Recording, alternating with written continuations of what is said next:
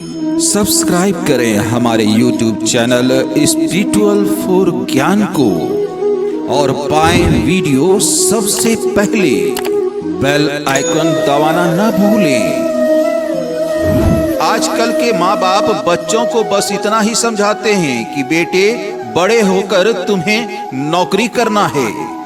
हमारे भारत में चाहे पंजाब हो, चाहे गुजरात हो, चाहे महाराष्ट्र हो, चाहे कोई भी भारत का प्रांत हो, बिहार हो, यूपी हो, हर माँ बाप अपने बच्चे को यही बचपन से यही सेट कर देते हैं दिमाग में कि बेटा बड़ा होकर के तुम्हें नौकरी करना है और सरकारी मिल जाए तो इससे बढ़िया कुछ भी नहीं है। नौकरी करना है, नौकरी करना है, नौकरी करना है, ये उनके कानों में भर दिया। कभी विचार किया है आपने बच्चे का माइंड सेट कर दिया नौकरी करना। क्यों करना नौकरी? नौकर ही क्यों बनना है? मालिक क्यों नहीं बनना? नौकर ही क्यों बनना है ये तो बताओ। मालिक क्यों नहीं बनना? आपने ये क्यों कहा बच्चे को कि तुम्हें नौकरी करना है? आपने ये क्यों नहीं पढ़ाया बच्चों को तुम्हें नौकरी नहीं करना, बल्कि तुम्हें इतना योग्य बनना है कि नौकरियां तुम्हें प्रकट करनी है, औरों को नौकरियों पर रखना है, औरों को नौकरियां देना है, तुम्हें अपने आप को बड़ा करना है। आपने ये कहकर आपने बच्चों का माइंड छोटा कर दिया। आपके घर में पंखा लगा हुआ है, पंखे की रफ्तार है 5 के स्पीड पे घूमना, पूरा फास्ट 5 नंबर पे, पर आपने सेट कर रखा है 2 नंबर पे। अब 2 पे यूं यूं धीरे धीरे चलेगा। उसकी क्षमता है फास्ट चलने की, स्पीड चलने की, पर आपने सेट कहां कर रखा है? 2 पे, धीरे धीरे। आपके बच्चे में भी क्षमता बहुत ही स्पीड भागने की थी या है, पर आपने सेट 2 नंबर पे कर रखा है। बेटा तुम्हें नौकरी करना है बस। वो बहुत ही बड़ा उद्योगपति बन सकता था, बहुत ही बड़ा बिजनेसमैन बन सकता था, वो 50 फैक्ट्रियों का मालिक बन सकता था, वो भारत के लिए कुछ काम कर सकता था, पर आपने सेट कर रखा है नौकरी करना है बस। आपने उसकी गति रोक दी, दीवार खड़ा कर दिया उसकी रफ्तार में, सेट कर दिया उसके माइंड में कि नौकरी करना है। क्यों करना है नौकरी? आज के बाद मत कहा करो बच्चों से कि तुम्हें नौकरी करना है। और नौकरी करने के लिए इतना ज्यादा जो प्रेशर देते हैं आप लोग, 99 नंबर लेते आना, 95% लेते आना, इतना नंबर लाना ही है। क्यों पागलों की तरह जीते हैं आप लोग? हर साल हमारे भारत के बच्चे माँ बाप के टॉर्चर के कारण आत्महत्या कर लेते हैं। हजारों बच्चे मर जाते हैं हर साल, इसलिए कि माँ बाप को अपेक्षा थी कि बच्चा 95% तो लाए, 99 तो लाए, और बच्चा तो लेकर आया 75, 75। अब आपको कम लगा। बच्चे को क्या लगा कि माँ बाप को क्या मुंह दिखाऊंगा? इतनी अपेक्षाएं ना करो। जरूरी नहीं है कि मैं बहुत ही नंबर लेके आऊंगा तो ही आपका नाम रोशन कर पाऊंगा या कर पाऊंगी, या फिर अपने देश का नाम रोशन कर पाऊंगा। ना मेरे भाइयों बहनों, बहुत कुछ करने के लिए नंबरों की जरूरत नहीं होती। ये थिंकिंग अपने मन से निकाल दीजिए। बच्चों को पढ़ाना बुरा नहीं है, अच्छे से अच्छे स्कूल में पढ़ाओ, पर टॉर्चर करके ना पढ़ाओ, दबाव देकर ना पढ़ाओ। वो अपने समय से सब करेंगे, तैयार तो होने दो उन्हें। अपने बच्चों को एक अच्छी परवरिश दीजिए, एक अच्छा वातावरण बनाइए। सिस्टम नंबरों का असर नहीं होता, याद रखेंगे मेरे दोस्तों। नंबरों का कोई असर नहीं है, असर है तो केवल माहौल का, एक वातावरण का। आपके बच्चे किस वातावरण में रहते हैं? आपके घर का वातावरण कैसा है? आपके घर में बच्चों की संगति कैसी है? आपके घर में बातें क्या होती है? आपके घर में टीवी में देखा क्या जाता है? इससे बच्चे का माइंड डेवलप होता है। ये बहुत बड़ी चीजें हैं, इन पे कोई ध्यान देता नहीं और बच्चे को बस पढ़ाए जा रहे हैं। रट्टू तोता बना दिए हैं। रट रट रट, नंबर लेके आ, नंबर लेके आ। हम ये नहीं कहते कि आपके बच्चों को नंबर नहीं लाना चाहिए, 100% नंबर लाना चाहिए, अच्छे नंबर लाना चाहिए, योग्य बनना चाहिए, परंतु बच्चों को क्या जरूरी है उसका माइंड सेट करना। बच्चों को सिर्फ पढ़ाइए, बच्चे पढ़ तो लेंगे, लेकिन रियल जिंदगी जब वो अपने जीवन में जिएंगे, जिंदगी जीना स्टार्ट करेंगे, तो वो लड़खड़ा जाएंगे। याद रखिएगा, पढ़ने का विषय अलग है और प्रैक्टिकली लाइफ अलग है। हमने पढ़ाई तो बहुत कर ली, पर प्रैक्टिकली क्या है? आजकल के बच्चों को प्रैक्टिकली नहीं होता कुछ। आज बच्चों को आप बाजार नहीं भेजते, सब्जी का भाव पता नहीं, सब आप ही कर लेते हैं। क्या ये शिक्षा नहीं है? लोगों से बात कैसे करनी है? याद रखना, आपके बच्चे जितना घूमेंगे, जितना लोगों से मिलेंगे, जितना लोगों से बात करेंगे, उतने ही वो विकसित होंगे। इसलिए हमारे पुराने जमाने में बच्चे खेला करते थे। आजकल के बच्चे कमरे में बंद हो गए हैं, टीवी देखना है, मोबाइल पर गेम खेलना है, बाहर का जो खेल था सब बंद हो गया है। उनका माइंड सेट हो गया कि हमें माँ ने कहा है नौकरी करनी है, अच्छा पढ़ के ले आओ, IAS IPS बन जाओ। बस क्या करोगे IAS IPS बन के? ठीक है, बन जाओ, भगवान करे बन जाओ, पर 2-4 IAS IPS अपने अधीन रखने के लिए और पावरफुल बनो। आपके लिए ये लोग काम करें। आपकी सोच इतनी बड़ी हो कि आप अपने परिवार के लिए सोचे ही ना, आप अपने लिए सोचे ही ना। आप पढ़ाई केवल इसलिए करें कि आपकी शिक्षा आपके देश के काम आए। ऐसा कुछ करके गुजरिए और आगे बढ़िए। इतने ऊंचे सोच लेकर आपको गुजरना है, तब कहीं जाकर के काम बनेगा। और ये सब तब संभव है कि जब आप अपने धर्म को लेकर के चलेंगे। आज हमारे बच्चों को अपने धर्म का कोई नॉलेज नहीं है। गीता पढ़ते नहीं हैं, गीता का नॉलेज नहीं है। वेद पढ़ते नहीं हैं, वेदों का नॉलेज नहीं है। अरे भाई, आप अपने बच्चों को गीता पढ़ाइए, वेद पढ़ाइए। गीता पढ़ेंगे, वेद पढ़ेंगे, तभी तो बच्चे आगे बढ़ना सीखेंगे। देखिए, गीता में कितनी बढ़िया बातें लिखी है। सबसे पहले बच्चों को ये करना चाहिए कि आपको पाना क्या है, जाना कहां है। आप अपने आप पर रिसर्च कीजिए कि आप क्या कर सकते हैं, आपकी क्षमता क्या है। ईश्वर ने हर व्यक्ति को एक एक गुण से नवाजा है। ईश्वर ने हर व्यक्ति को, हर स्त्री को, हर पुरुष को एक न एक टैलेंट देकर भेजा है। विडंबना यह है कि आपने अपना टैलेंट पहचाना ही नहीं है।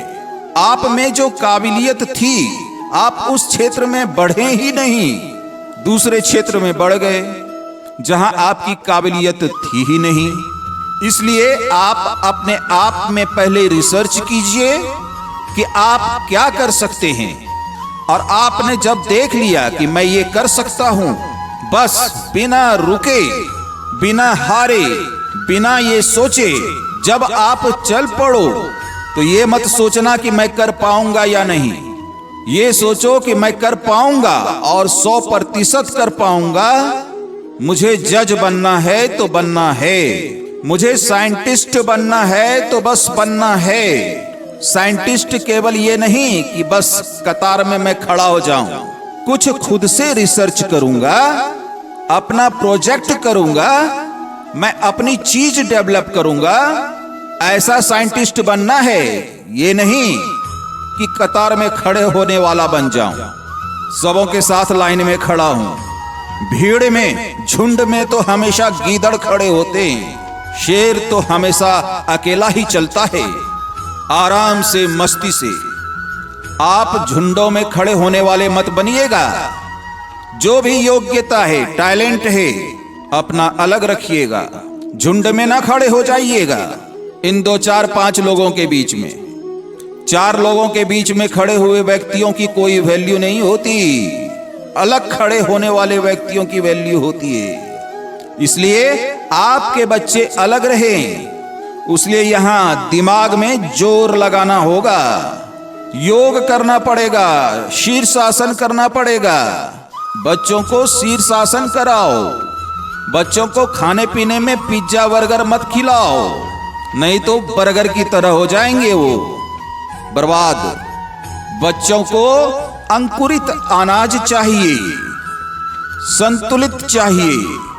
अंकुरित दाल, चने, बादाम, काजू, इनको फुला करके, चने को अंकुरित करके, गेहूं को अंकुरित करके, मूंग को अंकुरित करके सवेरे बच्चों को नाश्ते में खिलाओ।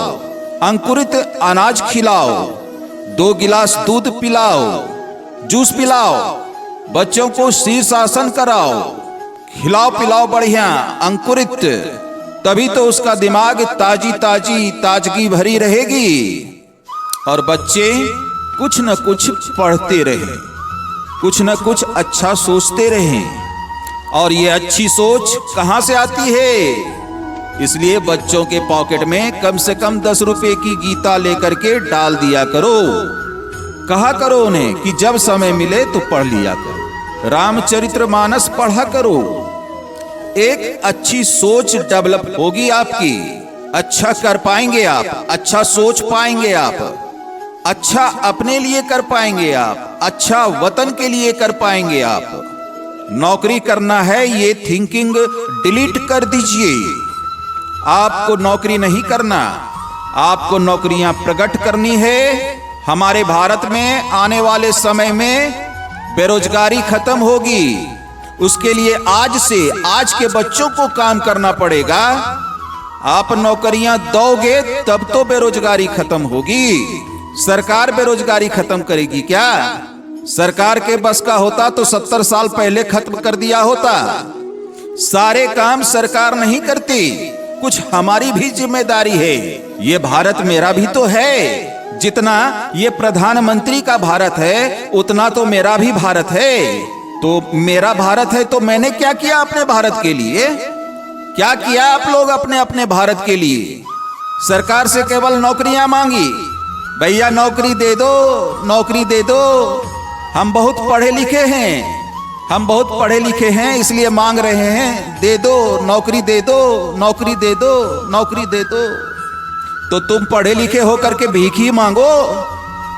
तो पढ़े लिखे होने का अर्थ क्या है? हाथ ही पसारना था तो पढ़े क्यों थे? पढ़े लिखे का अर्थ ये नहीं कि हम हाथ पसारे यूं खड़े हो जाएं। अरे हम लेने वाले ना बने। बावन भगवान भी गए थे जब राजा बलि के द्वार पर, तो राजा बलि ने लिया नहीं। राजा बलि ऐसे थे कि भगवान को भी देने की ताकत रखते थे। लो ले जाओ मेरे घर से 3 बग भूमि ले जाओ, जाओ। लेने वालों में अपना नाम दर्ज ना कराओ, देने वालों में अपना नाम दर्ज कराओ। लेने वाला नहीं बनना है आपको। लेने वाला हमेशा छोटा होता है और देने वाला हमेशा बड़ा होता है। बड़ा बनना है तो देने वाला बनो, लेने वाले मत बनो। बच्चों को इतना योग्य बनाओ, इतना योग्य बनाओ। बस कैसे बनाना है मैंने तो आपको ये बता दिया, बस आगे आपकी मर्जी। कैसे बनाना है? आपको गीता पढ़नी होगी। राम जी क्या पढ़ते थे? श्याम सुंदर क्या पढ़ते थे? कृष्ण कन्हैया क्या पढ़ते थे? उनकी विद्याएं कौन सी थी? आपकी विद्याएं कौन सी है? पहचानो अपने आप को। आप कौन हो? बहुत बड़ी रिसर्च आप कर सकते हो। मोबाइल बनाने वाली कंपनियां मोबाइल बनाती है। आज विडंबना देखना मेरे भारत की, एक भी भारतीय मोबाइल बता दो होए तो। आपके पास जो भी मोबाइल हैं सब विदेशी मोबाइल हैं। मेरा भारत 135 करोड़ आबादी का भारत है, लेकिन मेरे भारत में मोबाइल भी नहीं बनता। कुछ लोगों ने बनाया था, कुछ कंपनी थी मेरे भारत में मोबाइल बनाने की, पर वो सक्सेस नहीं हो पाई, फेल हो गई। क्यों फेल हो गई? उन्होंने दोबारा कोशिश नहीं की, हार गए तो चुप के बैठ गए, दुबक गए कि नहीं अब तो हार गए, अब नहीं होगा। अरे कोशिश करने वालों की कभी हार नहीं होती। आप तमाम बच्चों को भारत के लिए कुछ करना है, बहुत कुछ काम करना है। मेरा भारत इतना पीछे है, कौन आगे बढ़ाएगा? ये पढ़े लिखे बच्चे नौकरी मांगते रहेंगे तो ये कैसे भारत को आगे बढ़ाएंगे? आप ही बनाइए ना मोबाइल, आप ही लैपटॉप बनाइए। भारत की कोई लैपटॉप बता दो, एक मोबाइल बता दो। आज हमें राफेल चाहिए तो हम जाकर के मांग लाए, अरे भैया राफेल चाहिए हमें, तो राफेल आ गई। अरे राफेल हमने खरीदे क्यों? हमने बनाए क्यों नहीं बनाए? हमने राफेल खरीदे क्यों? हमारे देश के जवानों के लिए बुलेट प्रूफ जैकेट खरीदे क्यों? बनाए क्यों नहीं? हम खरीदने वालों में से नहीं हैं, हम खरीदने वालों में से थिंकिंग भी नहीं रखते। हमें कुछ खरीदना नहीं है, हमें जो चाहिए अपने देश के लिए तैयार करना है। हम दें दुनिया को, हम क्यों ले दुनिया से? राफेल हम बेचे ना दुनिया को बना बना करके, हम क्यों खरीदें राफेल? हम क्यों बुलेट प्रूफ जैकेट खरीदें? सैनिकों के लिए हम क्यों ना अपने ही डेवलप करें, अपने देश में बनाएं? कौन बनाएगा ये? कौन करेगा काम? कितना पीछे भारत है। आपको पता है भारत में अपना एक खिलौना भी नहीं बनता। बच्चे जिन खिलौनों से खेलते हैं ना, ये भी चाइना के प्रोडक्ट हैं। वो तो शुक्र करो कि कोरोना के टाइम में कोरोना आकर के आंखें खोल दी कि आत्मनिर्भर होने की बातें करने लगा भारत। शुक्रिया दो, धन्यवाद करो उस कोरोना का कि इसके कारण कम से कम खिलौना भारत में बनने लगे हैं। नहीं तो चाइना से खिलौना आता था। जो बच्चे आपके खिलौनों से खेल रहे हैं वो चाइना से आता है। ये भी बनाने की ताकत नहीं है और बोलते हो कि हम पढ़े लिखे हैं। तुम्हें तो नौकरी चाहिए बस। चाइना को नौकरी नहीं चाहिए। वो काम करता है, अपना बनाता है, फिर ही नहीं बैठा, करते रहता है, कुछ न कुछ करते रहता है। वो बना रहा है, डेवलप कर रहा है वो अपने आप को, और हम लोग नौकरी के पीछे भाग रहे हैं। कितनी नौकरियां देगी सरकार? किस किस को देगी? क्यों नहीं तुम फैक्ट्रियां डाल रहे हो? क्यों नहीं खिलौने बना रहे हो? क्यों नहीं नए तरीके से खिलौने बना रहे हो? चाइना हर प्रकार के खिलौने बनाता है, आकर्षित करता है ग्राहकों को। उसकी बाजार भरी पड़ी है नए नए उपकरणों से, पर हम कुछ नहीं बना रहे हैं। हमें तो क्या चाहिए? नौकरी। हमारे भारत की टॉर्च आती थी, किसान टॉर्च, वो भी अब लापता हो गई है क्योंकि चाइना टॉर्च चल रहे हैं। अब क्या बना भारत में? कौन बनाएगा? आप बनाएंगे, आप करेंगे ये काम। ये काम तब होगा कि जब आप एक लक्ष्य बनाएंगे। लक्ष्य बनाने के बाद बिल्कुल सेट करना पड़ेगा।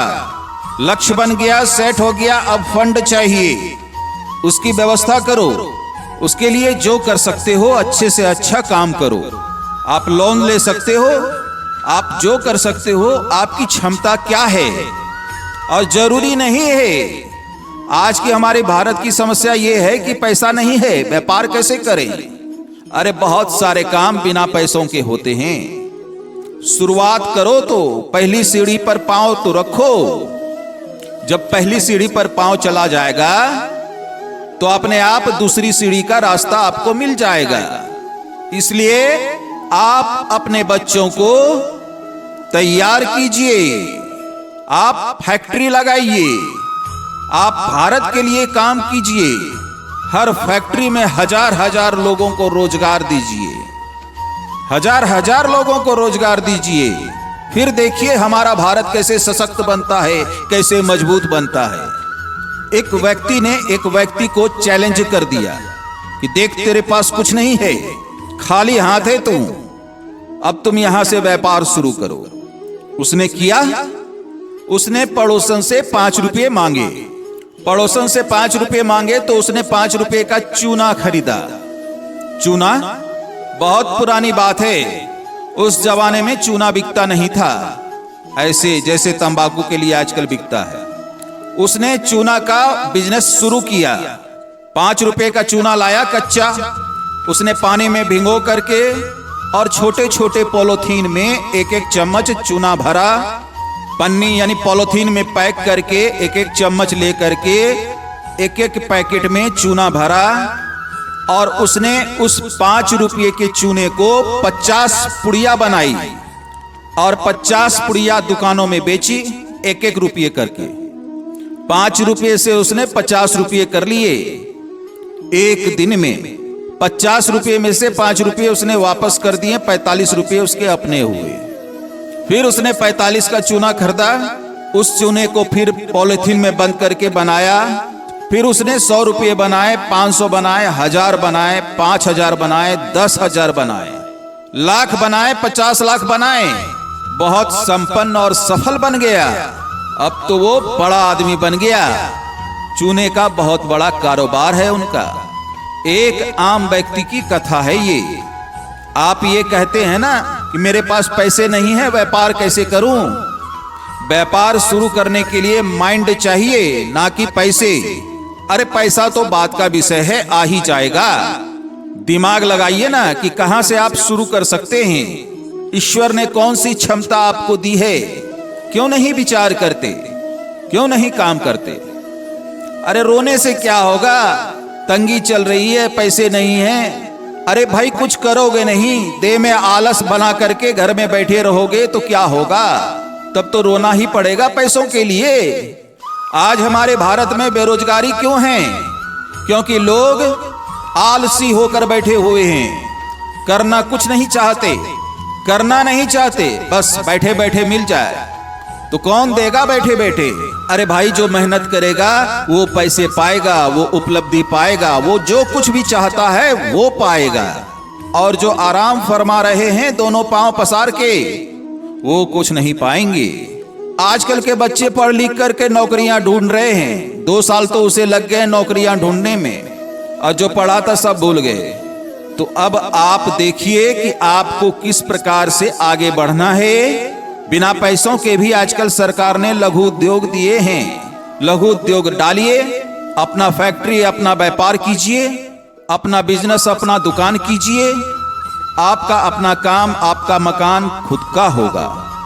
और आगे बढ़िए, देश को आगे ले जाइए। 10 लोगों को काम पे रखिए, 50 लोगों को अपने व्यापार के काम में लगाइए और अपने आप को डेवलप कीजिए। इसी से भारत का कल्याण है।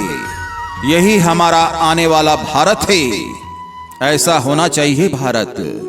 संकीर्ण सोच का भारत ना हो कि केवल नौकरी चाहिए भारत को। हमने कितने लोगों को IAS IPS की नौकरी छोड़ते हुए देखी है, और वो बाद में सफल व्यापारी बने। उनको दिमाग ज्यादा था, उनको लग रहा था कि मैं तो नौकरी में बंध गया हूं, बस इतना ही करना है, ऑफिस से घर, घर से ऑफिस। उसने सोचा कि जबकि मेरा दिमाग तो ज्यादा था, मैं कुछ और कर पाता था, तब उसने नौकरी छोड़ के अपना व्यापार किया। तो ज्यादा दिमाग है तो ज्यादा लाभ लीजिए ना इसका। बच्चों को मन लगाकर पढ़ाइए, बच्चे मन लगाकर पढ़ें। उद्देश्य क्या है हमारा, उस पर काम करें।